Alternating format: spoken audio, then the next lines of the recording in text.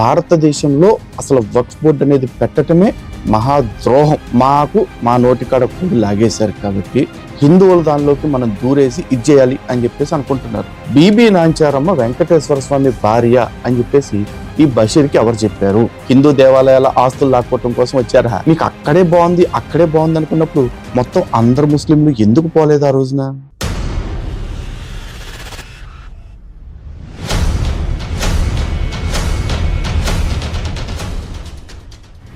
హిందూ బంధువులందరికీ జై శ్రీరామ్. వక్ఫ్ amendment act అంటే వక్ఫ్ బోర్డు సవరణ చట్టం పాస్ అయిన కాడి నుంచి ఈ ముస్లిం నాయకులుగా చలామణి అవుతున్న వాళ్ళు ఎవరైతే ఉన్నారో వాళ్ళెవరికి ఊపిరాడట్లేదండి. ఎందుకంటే నిన్న మొన్నటి దాకా తమది కాని ప్రతి దాన్ని కూడా తమది అంటూ క్లెయిమ్ చేసుకున్నారు.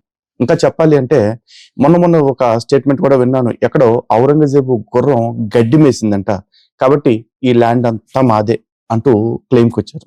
వాళ్ళకి మరీ పర్టికులర్ గా తెగేదాకా లాక్కోద్రా బాబు అని చాలా మంది చెప్పారు. ఎందుకంటే ఔరంగజేబు గుర్రం గడ్డి వేసిందనో, అక్బర్ గాడిద గుడ్డు పెట్టిందనో, ఈ ప్లేస్ నాది ఆ ప్లేస్ నాది అంటూ లాక్కుంటూ వెళ్ళే ప్రయత్నం చేస్తే రేపు భారతదేశంలో ఈ దేశపు మూలవాసులైన సనాతన హిందువులకి ఏమి మిగలదు. And at the same time అసలు భారతదేశంలో చర్చ జరగాల్సింది వక్ఫ్ బోర్డ్ అమెండ్మెంట్ యాక్ట్ మీద కాదు. న్యాయంగా చెప్పాలంటే వక్ఫ్ బోర్డ్ అనేది పెట్టడం భారతదేశపు రాజ్యాంగ విధానానికి ఆమోదయోగ్యమా కాదా అనే దాని మీద జరగాలి. నా వ్యక్తిగత ఒపీనియన్ అడిగితే భారతదేశంలో అసలు వక్ఫ్ బోర్డు అనేది పెట్టడమే మహాద్రోహం. మానవాళికే ద్రోహం, అది మానవత్వానికి ఒక మాయన మచ్చని నేను అంటాను. ఎందుకు అంటే ఎవరన్నా డిబేట్కి వస్తే నేను దాని గురించి మాట్లాడగలుగుతా, లేదంటే కెమెరా ముందు కూర్చుని నేను ఏదో ఒకటి మాట్లాడేస్తే ఈ మతోన్మాద అలా అన్నాడు ఇలా అన్నాడు అని నోరేసి పడిపోతారు. నాకెందుకు అత్తెక్క, వచ్చేయండి మాట్లాడేసుకుందాం. అయితే ఈ క్రమంలోనే ఈ బిల్లు పాస్ అయిన తర్వాత ఫ్రస్ట్రేషన్ లో ఈ ముస్లిం లీగ్ కి సంబంధించిన బషీర్ ఏం మాట్లాడుతున్నాడో ఒకసారి చూడండి. నిజానికి ఇది బషీర్ ఒక్కడి స్టేట్మెంట్ కాదు, చాలా మంది మనసుల్లో నుంచి వస్తున్న మాట. కారణం ఏంటనేది మళ్ళీ మాట్లాడుకుందాం. మీరు చెప్పండి, బీబీ నాంచారమ్మ వెంకటేశ్వర స్వామికి సంబంధించిన రెండో భార్య అవునా కాదా మీరు చెప్పండి. మాకు పూర్తిగా హక్కు ఉంది, మాకు కూడా ఇవ్వాలి. అలాగే భద్రాచలం మీద కూడా మాకు హక్కు ఉంది, మాకు కూడా ఉంది. భద్రాచల రాముడు లక్ష్మణుడు ఇద్దరు వెళ్ళి తానీషా కనబడ్డారు, అందుకనే తానీషా గారు ముత్యాల తలంబ్రాలు పంపిస్తున్నాడు. రామ అలైహిస్సలాం, లక్ష్మణ అలైహిస్సలాం. చూసారు కదా, ఇలా మాట్లాడటం వెనకాల కారణం ఏంటి అంటే ఒకటే, ఏదో ఒక రకంగా మాకు మా నోటికాడ కూడి లాగేశారు కాబట్టి హిందువుల దానిలోకి మనం దూరేసి ఇచ్చేయాలి అని చెప్పేసి అనుకుంటున్నారు. ఈ రోజు వచ్చేసి టీటీడీ బోర్డులో మాకు సభ్యత్వం కావాలి అని మాట్లాడుతున్న ఈ పెద్ద మనిషిని ఓ 4 పాయింట్లు మాట్లాడుకుందాం. First of all, Bibi Nancharamma Venkateswara Swamy భార్య అని చెప్పేసి ఈ బషీర్కి ఎవరు చెప్పారు? ఒకవేళ బషీరు నాకు ఎవరు చెప్పక్కర్లేదండి, నాకు తోచింది నేను మాట్లాడేస్తానండి, ఆళ్ళ భార్యని ఏళ్ల భార్యగా ఏళ్ల భార్యని ఆళ్ళ భార్యగా మాట్లాడేస్తాను, ఎందుకంటే మేము ఈ దేశంలో మైనార్టీ అనే కార్డు వేసుకుని ఉన్నాం కాబట్టి మేము ఏం మాట్లాడినా మూసుకుని మీరు పడాల్సిందే అంటే, బషీరు తగ్గమ్మా, నీకు సబ్జెక్టు తెలియదు, ఎన్నోసార్లు రుజువు చేసుకున్నావు నీకు ఆకేంటో పువ్వేంటో తెలియదు అని చెప్పేసి. మళ్ళీ ఇప్పుడు కూడా కొత్తగా మళ్ళీ ఈ వీపీ అవ్వాల్సిన అవసరం ఏంటి, అదే ఎన్నపోస అవ్వాల్సిన అవసరం ఏంటి చెప్పు.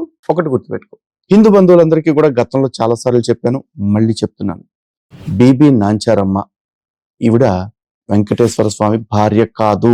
మరి ఎవరు ఈవిడ అంటే శ్రీరంగంలో ఉంటున్న రంగనాథ స్వామి వారి యొక్క భార్య. ఇంకా చెప్పాలి అంటే శ్రీరంగంలో ఉంటున్న రంగనాథ స్వామి వారిని తన భర్తగా భావించి జీవితకాలం సేవించుకున్న ఒక భక్తురాలు. ఆవిడ మతం ఏంటి అంటే చాలా మంది తులకనాచ్యార్ అంటారు కాబట్టి ఆవిడ తురక రాజులకు సంబంధించిన స్త్రీ అని చెప్పేసి అంటారు, అంటే వాళ్ళ కూతురు అని చెప్పేసి అంటూ ఉంటారు. మరి తురక రాజు యొక్క కూతురైన బీబీ నాంచారమ్మ రంగనాథ స్వామి వారిని తన భర్తగా ఊహించుకుని తన జీవిత కాలం అంతా కూడా రంగనాథ స్వామి వారి ఆలయంలోనే ఉంటూ సేవ చేసుకుని అక్కడే తన ఆత్మని పరమాత్మలో ఐక్యం చేసేసుకున్నారు. అందుకే ఇప్పటికీ కూడా చూస్తే శ్రీరంగంలో దీనికి సంబంధించిన ఒక పెయింటింగ్ వేసి ఉంటుంది, ఆ పెయింటింగ్ కూడా అంతే ఉంటుంది. అలాగే ఈవిడ ఆ పెయింటింగ్ లో బుర్కా వేసుకుని లేకపోతే సురమ పెట్టుకుని లేరు. ఎందుకంటే బీబీ నాంచారమ్మ గర్వాప్సి. ఇంకా చెప్పాలి అనుకుంటే సనాతన ధర్మంలోకి సంపూర్ణంగా మారిపోయి శ్రీ రంగనాథ స్వామి వారిని తన శ్రీవారిగా భావించి జీవితకాలం సేవించి అక్కడే పరమాత్మలో ఐక్యమైపోయారు. తప్పితే తిరుమలలో ఎక్కడా కూడా ఎటువంటి ఆధారము లేదు, తిరుమలలో ఎటువంటి సన్నిధి కూడా లేదు. నిజంగా తిరుమలలో అలా భావించిన వాళ్ళు చెప్పాలి, తిరుమలలోనే కాదు భారతదేశంలో భగవంతుడిని భర్తగా భావించి సేవించిన వాళ్ళు చాలా మంది ఉన్నారు. అందులో ఒక మీరాబాయి ఉన్నారు, అలాగే మాతృశ్రీ తరిగొండ వెంగమాంబ ఉన్నారు, ఇంకా చాలా మంది భక్తురాళ్ళు ఉన్నారు. ఎవరి భక్తి వాళ్ళది. ఎందుకంటే సనాతన ధర్మంలో నవవిధ భక్తి రీతులు ఉన్నాయి. శ్రవణం, కీర్తనం, విష్ణోహ స్మరణం, పాదసేవనం, అర్చనం, వందనం, దాస్యం, సఖ్యం, ఆత్మనివేదనం. ఈ సఖ్యము లేకపోతే మధుర భక్తి రకరకాలుగా ఉంటుంది. ఇవన్నీ తెలియకుండా మా వెంకటేశ్వర స్వామి వారు మా ఇంటి అల్లుడు కాబట్టి మాకు మీ బోర్డులో వాటా ఇవ్వండి. బషీరు, ఒకవేళ అమ్మవారు నిజంగా వెంకటేశ్వర స్వామి వారిని చేసుకుంటే సనాతన ధర్మం ప్రకారం మీరు వచ్చి మాకు కట్నం ఇవ్వాలా. ఎందుకంటే అమ్మవారు వచ్చి మా స్వామివారిని చేసుకుంది, మా స్వామివారు వచ్చి యాండే మీ కూతుర్ని మాకు ఇస్తారో మేము చేసుకుంటాం అని చెప్పేసి అడగలా. మరి ఈ నంగనాటకాలు యాండ్ నుంచి వచ్చినాయి. ఇలా కొత్తగా మీ నోటికాడ ఆస్తులు లాగేపటికి హిందూ దేవాలయాల ఆస్తులు లాక్కోవటం కోసం వచ్చారా? ఎప్పుడు ఎవడో ఒకడు సొమ్ము దుబ్బేద్దామని లాక్కుందామని ఆలోచన నాకు కనపడుతుంది తప్ప నీకు స్వామి మీద భక్తి ఉంటే కనపడతల్లా. నిజంగా నీకు బోర్డు మెంబర్ కావాలి, లేకపోతే మీ మతస్థులకు బోర్డు మెంబర్ కావాలి అనుకుంటే ఓ పని చేయండి. ఏ విధంగా బీబీ నాంచారమ్మ తన తల్లిదండ్రుల్ని, కుటుంబాన్ని, పరివారాన్ని మొత్తం విడిచిపెట్టేసి శ్రీ రంగనాథ స్వామి వారిని సేవించుకోవటం కోసం తన్నే భర్తగా భావించి ఆవిడ వచ్చేసారో, అదే విధంగా మీరందరూ కూడా మీ మతాల్ని, ఆచారాల్ని, లేకపోతే పుస్తకాల్ని, వేషధారాన్ని అన్నిటిని విడిచిపెట్టేసి రండి, శ్రీ వెంకటేశ్వర స్వామి వారిని సేవించుకోండి. ఎంతకాలం సేవించాలంటారా? హిందువులుగా ఉండేవాళ్ళు, లేకపోతే హిందుత్వంలో భాగస్వాములు అవుతున్న వాళ్ళు, వీళ్ళందరూ నమ్మేదాకా సేవించండి. ఎందుకంటే ఆ రోజు నాంచారమ్మ, నేను స్వామిని భర్తగా అనుకున్నా కాబట్టి నేను ఈ విగ్రహాన్ని తీసుకెళ్ళి మా ఇంట్లో పెట్టుకుంటా, లేకపోతే స్వామివారి విగ్రహం పక్కన నా విగ్రహం పెట్టండి అని ఎప్పుడు అడగల. ఈ రోజు హిందువులైన మేము గౌరవించి ఆవిడ్ని స్వామివారి యొక్క భార్యగా గుర్తించి మేము పూజిస్తా ఉన్నాం.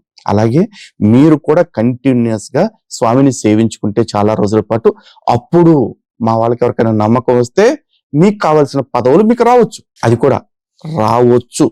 ఎందుకంటే ఎప్పటి నుంచో హిందూ ధర్మంలో ఉంటున్న మాలాంటి చాలా మందికి అందులో పదవులు రాక చాలా ఇదిగా ఉన్నాం.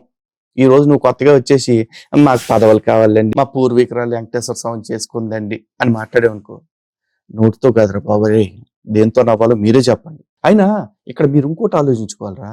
ఒక ముస్లిం ఆడబిడ్డ మా ఇంటికి వస్తే, అంటే మా స్వామిని నమ్ముకుని మా ఇంటికి వస్తే, మేము గుళ్ళో దేవతను చేసి పెట్టుకున్నాం, మా స్వామి పక్కన దేవతగా ఆరాధిస్తున్నాం. అంతేగాని ఇక్కడికి వచ్చిన వాళ్ళకి చీకటి ముసుగులు తొడిగేసి పిల్లల్ని కానీ యంత్రంగా మార్చి మేము గౌరవించట్లా. అర్థమైందా? కాబట్టి దీన్ని ప్రేరణగా తీసుకుని మిగతా వాళ్ళందరికీ కూడా ఒకటే పిలుపునిస్తున్నాం. సనాతన ధర్మంలో ఉన్న వాళ్ళని చూస్ చేసుకోండి, చక్కగా పెళ్లి చేసుకోండి, చక్కగా బొట్టు కాటుకతో కళకళలాడుతూ మహాలక్ష్మిలా ఉండండి. మిమ్మల్ని దేవతలుగా చూసుకుంటారు ఇక్కడ. అర్థమైందా? ఎక్కడో అరాకొరా ఎగ్జామ్షనల్ కేసెస్ లో ఎదవులు ఉంటే ఉండొచ్చు, కానీ మోస్ట్ ఆఫ్ ద కేసెస్ లో ఇలా చూసుకునే వాళ్ళే ఉంటారు. అండ్ ఆ తర్వాత మీ పూర్వీకులే వచ్చేసి మా అల్లుడు మా కూతుర్ని బంగారంలో చూసుకుంటున్నారు కాబట్టి మా అల్లుడి దేవుడు మా కూతురి దేవత అని కూడా అనుకోవచ్చు. అఫ్ కోర్స్ అలా అనుకోవటానికి మాకు హిందూ గ్రంథాలు ఎక్కడ అబ్జెక్షన్ చెప్పవు, కానీ మీ ఖురాన్ ఒప్పుకోద్దానికి.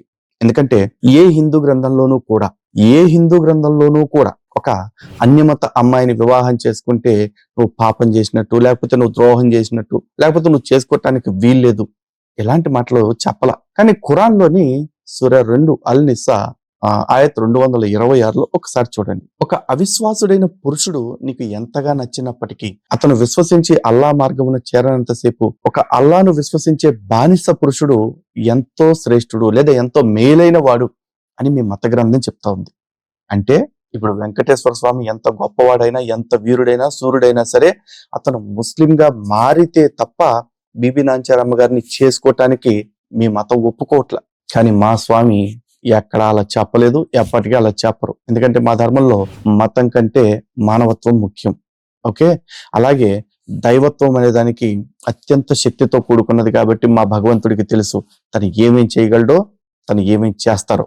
కానీ దయచేసి మీరు గాలి నాటకాలు మానేయండి. అంటే రంగనాథ స్వామి వారి భార్యను తీసుకొచ్చి వెంకటేశ్వర స్వామి వారి భార్యగా, వెంకటేశ్వర స్వామి వారి భార్యను తీసుకొచ్చి ఇంకెవరో భార్యగా చూపిస్తూ ఆస్తుల్ని క్లెయిమ్ చేయాలనే దౌర్భాగ్యపు ఆలోచనలు తీసి పక్కన పడేయండి. ఎస్, ఇప్పుడు వక్ఫ్ బోర్డు చట్ట సవరణ చేయటం వల్ల మీకు పోయింది ఏమీ లేదు. 2013లో ఏవైతే సవరణలు వచ్చాయో ఆ సవరణలు మాత్రమే తొలగించడం జరిగింది. మరి 2013 దాకా అసలు ఈ సవరణలన్నీ లేకుండా వక్ఫ్ బోర్డు ఎలా మనుగడ సాగించిందో అలాగే ఇప్పుడు మనుగడ సాగించండి. ఎవరొద్దన్నారు? న్యాయంగా అయితే 1947లో వక్ఫ్ బోర్డు ఏదైతే ఏర్పాటు చేశారో అదే అన్యాయం. ఎందుకంటే భారతదేశం నుంచి పాకిస్తాన్ వెళ్ళిపోయిన ముస్లింలు అందరూ ఇక్కడ ఆస్తుల్ని విడిచిపెట్టుకుని వెళ్ళారు. కానీ అప్పుడుంటున్న కుహనా రాజకీయ నాయకులు ఆస్తుల్ని విడిచిపెట్టేస్తే ఎట్లా, ఈ ఆస్తులన్నీ మేము హిందువులకి ఇవ్వము, అదేవిధంగా ప్రభుత్వము స్వాధీనం చేసుకోదు, మీ కంట్రోల్లోనే ఉంచుతాము అంటూ సుమారు 9,70,000 ఎకరాల భూమిని మీకే అప్పగించారు. మరి పాకిస్తాన్ నుంచి వలస వచ్చేసిన హిందువుల ఆస్తులు ఇప్పటికైనా సరే ఒక సెంటు భూమిని మీరు పరిరక్షణ చేశారా? మీరంటే ఆ పాకిస్తాన్ లో ఉంటున్న ముస్లింలు చేయలేదుగా. అండ్ మీకు అక్కడే బాగుంది అనుకున్నప్పుడు మొత్తం అందరు ముస్లింలు ఎందుకు పోలేదు ఆ రోజున? ఎందుకు భారతదేశంలో ఇంకా కొంతమంది మిగిలిపోయారు? ఎందుకంటే భారతదేశం ఆ రోజు ఉంటున్న విధానం ప్రకారం చూసుకుంటే పాకిస్తాన్ కంటే భారతే బాగుంది అనుకున్నారు కాబట్టి. మరి ఆ రోజు నచ్చిన భారత్ ఈ రోజు ఎందుకు నచ్చట్లే మీకు? ఆ రోజు భారత్ లో ఉన్న విధానాలే ఈ రోజుకి కొనసాగాలంటే కాదు మాకు 2013లో సవరణల తర్వాత వచ్చిన విధానం కాడి నుంచే కావాలి అంటూ అడగటంలో మీ ఉద్దేశాలు ఏంటో మీరే చెప్పండి. పైగా ఇంకొక మాట కూడా అంటున్నాడు, భద్రాచలం రాముల వారు కూడా మావాడే, భద్రాచలం రామాలయంలో కూడా మాకు వారసత్వం ఉంది అంటున్నాడు. కారణం ఏంటంటే రామలక్ష్మణులు ఇద్దరూ కలిసి తానేషా కల్లో కనపడ్డారంట. ఓహో, మరి నా కల్లోకి ఎవరన్నా వస్తే మీకు సంబంధించిన వాళ్ళు వచ్చి మాదంతా అంబార్ బుళకరా బాబు, ఏమి లేదు, మీ ధర్మమే గొప్పది అని నాకు చెప్పారని నేను స్టేట్మెంట్ ఇస్తే దాన్ని నమ్ముతావా? ఈ దిక్కుమాలి క్లెయిమ్లే వక్ఫ్ బోర్డు రద్దుకు కారణమైపోయింది. ఆడిది కనపడిందల్లా నాదే, ఈడిది కనపడిందల్లా నాదే, దాని సొత్తు నాదే, దీని సొత్తు నాదే అని చెప్పేసి ప్రతి దాని మీద కన్నేసుకుంటా కూర్చుంటా ఉంటే ఎవడో ఎక్కువ రోజులు చేష్టల్లోకి చూస్తా కూర్చోడు. No minority can be safe by constantly irritating their neighbouring majority అని చెప్పి గతంలో ఒక నాయకురాలు చెప్పారు.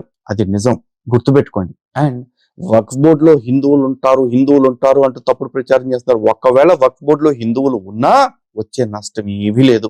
కారణం ఏంటంటే హిందువుకి మతం కంటే మానవత్వం ముఖ్యం. కానీ నీ మత గ్రంథం ఎక్కడైనా సరే నా విగ్రహారాధనని సహించమని నీకు నేర్పిందా? నా బహుదేవతారాధనని సహించమని నీకు నేర్పిందా? నేను ఒక కాఫిర్ని, నేను ఒక ముష్రిక్ని, మరి నా ఆస్తుల్ని నీ చేతుల్లో పెట్టి నేను నాకాలా?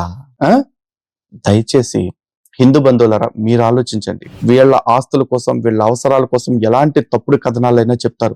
చివరికి దేవుళ్ళకి దేవతలకి రంకులు కట్టడానికి కూడా వెనకాడరు. అలాంటి వీళ్ళ చేతుల్లోకి ఆలయాలు రావాలని వీళ్ళు డిమాండ్ చేయటం నిజంగా దీన్ని మించిన బూతు, దీన్ని మించిన రోత మరొకటి లేదు. కాబట్టి బషీర్ లాంటి వాడికి మాక్సిమం ప్రతి ఒక్కళ్ళు కూడా బుద్ధి చెప్పే ప్రయత్నం చేయండి. అలాగే బషీర్ లాంటి వాళ్ళు సమాజంలో చాలా మంది ఉన్నారు. వాళ్ళ ముసుగులు ఇంకా తొలగలేదు, అంతే తేడా. అండ్ బై ది వే, ఈ బషీర్ ముస్లిం లీగ్ కి ఆంధ్రప్రదేశ్ రాష్ట్ర అధ్యక్షుడిగా ఉన్నాడు. ముస్లిం లీగ్ అనే రాష్ట్ర పార్టీకి. ఇతను ఈ దేశంలో సెక్యులరిజం గురించి మాట్లాడుతూ ఉన్నాడు. వినటానికి విడ్డూరంగాను, అప్పుడప్పుడు కాస్త అసహ్యంగా కూడా ఉంటుంది. ఎందుకంటే ఒక మతాన్ని రిప్రజెంట్ చేసే పార్టీలో ఉంటూ అన్ని మతాలు సమానమే, మేము అన్ని మతాలని గౌరవిస్తాం అంటున్నాడు. ఇతనికి అన్ని మతాల పట్ల గౌరవం ఎంత ఉందో మిగతా డిబేట్లలో చూడండి, మీకే ఒక క్లారిటీ వస్తుంది. సో హిందూ బంధువులారా, this is high time we need to be more cautious. ఎందుకంటే మనం ఎంత జాగ్రత్తగా లేకపోతే వీళ్ళు మన గుళ్ళోకి వచ్చే తిష్ట వేయటమే కాదు, ఆ గుడిని తీసుకెళ్లి ఏమైనా చేయటానికి, ఆ గుళ్ళో మూల విరాట్ని ఏమైనా చేయటానికి కూడా వెనకాడరు. ఎందుకంటే విగ్రహాల ధ్వంసం మీద పుట్టుకొచ్చిన మతాల తాలూకా మూలాలు వీళ్ళు. కాబట్టి ఇలాంటి వాళ్ళ తప్పుడు ప్రచారాలను తిప్పికొడదాం. బీబీ నాంచారమ్మ విషయంలో జరుగుతున్న అబద్ధాలు ఏవైతే ఉన్నాయో వాటిని కూడా తిప్పికొడదాం. బీబీ నాంచారమ్మ శ్రీ రంగనాథ స్వామి వారిని తన భర్తగా భావించి సేవించిన ఒక పవిత్ర మూర్తి. ఆవిడికి మతం లేదు. ఆవిడ సనాతన ధర్మానికి సంబంధించిన ఆడబిడ్డ. సనాతన ధర్మంలోకి పూర్తిగా గర్వాపసి అయిపోయిన ఒక మహా మనిషి. ఆవిడ్ని స్ఫూర్తిగా తీసుకుని వీలైనన్ని ఎక్కువ మందిని గర్వాపసి అయ్యేలాగా చూద్దాం. మన ఇంటికి వచ్చిన ఆడబిడ్డల్ని మనం అంతే ప్రేమగా, గౌరవంగా చూసుకుందాం. ఒక పిల్లల్ని కానీ యంత్రంగానో, చీకటి ముసుగుల చాట బందీగానో కాకుండా బ్రేక్ లవ్ జిహాదీ చేయండి. జై శ్రీరామ్, భారత్ మాతకి జై.